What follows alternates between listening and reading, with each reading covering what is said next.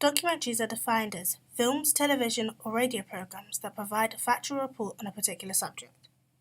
Documentaries typically have one of these 5 topics or ideas that separate them from other film types.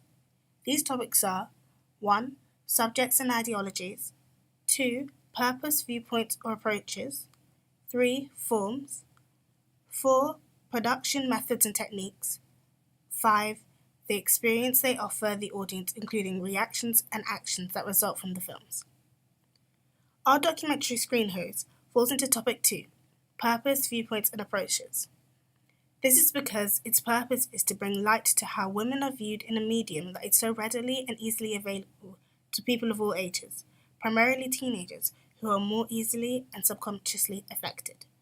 It also falls into topic 2 as it covers a range of individuals' opinions and viewpoints on the subject. We chose to have the introduction of the documentary to be in the form of a montage representing the way in which women are depicted in some music videos. We thought that this would be suitable for the beginning because it immediately throws the audience into the documentary. The videos used were chosen from the hip-hop and R&B Billboard charts of each year. This is because with these songs being at the top of the charts in their respective months and years, this means that the videos were very much in the public eye, with the music videos being extremely accessible through the internet and television. Aside from this fact, the popularity of some of these songs may be appealing to the audience if they are heard again because of the feeling of nostalgia, which only adds to the level of interest that the audience may have for the documentary once they have begun to watch. The assortment of videos would keep the audience occupied and wanted to keep up, also combined with the fact that there is a voiceover from both of us presenting the introductory information for the audience. The text we used throughout the documentary was coloured pink in order to fit in with the BBC3 branding, as well as the poster we have created. It is also a stereotypical colour of females, the main topic of our documentary. This goes against the typical text colour of black or white being used in documentaries. This would also go against coding conventions of documentaries, as the text is black nor white.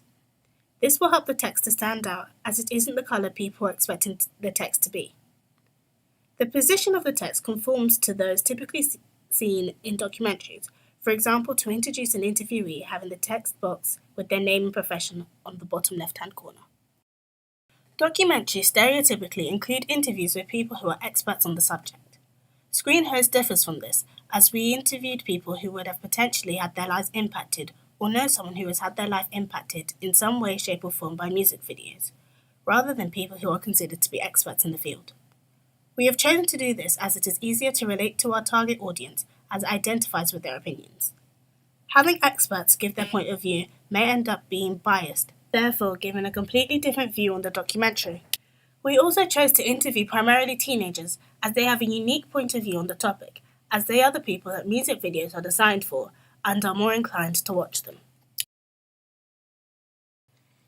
To follow on from the montage used in the introduction, we used videos from 2011 to 2016 in order to separate the transitions between the questions. Initially, these videos were also used in the montage seen in the beginning, meaning that the videos went all the way from 2001 to 2016. Considering the fact that the voiceover would have to take up the duration of this time, we found that it was too long, and upon further evaluation we found a better use for them. The background music played through almost the whole documentary is 99 Problems, and the videos from 2011 to 2016 break up the instrumental being played throughout and ultimately does not make it sound monotonous. This follows codes and conventions of documentary to an extent, as documentaries often, if not always, use background music. On the other hand, it is more of a rarity to hear documentaries use different music in order to break up the main backend track and make it not sound repetitive and boring. As a result of the topic of our documentary, this may have been easier for us to pull off, but nonetheless, it is not often seen in other documentaries.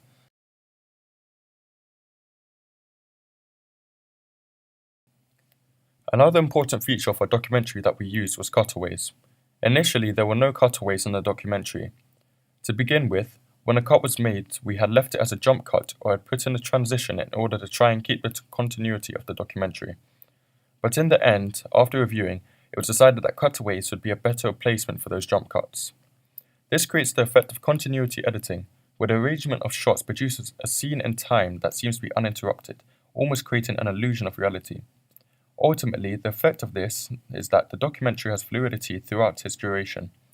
The cutaways also allowed for extra information to be added to the documentary, such as evidence to the points that the interviewees are making, so that it does not seem as if the whole show is based on opinion.